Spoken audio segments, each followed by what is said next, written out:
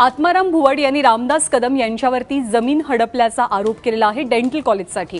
परंतु रामदास कदम यांनी आता हे स्पष्टीकरण दिलंय की हे सगळे आरोप खोटे आहेत आणि आत्माराम भुवडांविरोधात रामदास कदम 10 कोटींचा अब्रू नुकसानीचा खटला दाखल करतायत।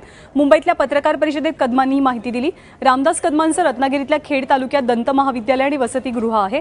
मात्र महाविद्यालय आणि वसतिगृह बांधण्यासाठी रामदास कदम आणि त्यांच्या मुलानं जमीन हडपल्याचा आरोप आत्माराम भुवडांनी केला। तसंच कदमांविरोधात उपोषणाला बसण्याचा इशाराही दिलाय। मात्र भुवडांनी लावलेले सगळे आरोप कदमांनी फेटाळून लावले आहेत।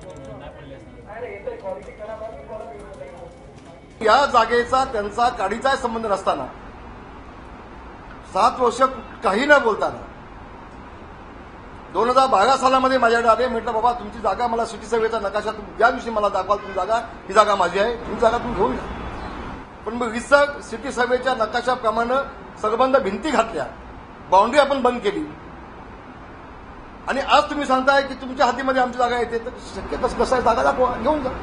त्यांनी माझी बदनाम केली म्हणून उद्याच त्यांच्यावरती मी नोटीस देतोय आणि 10 कोटीचा मानहानीचा दावा, अब्रू नुकसानीचा दावा मी त्यांच्यावर टाकतो।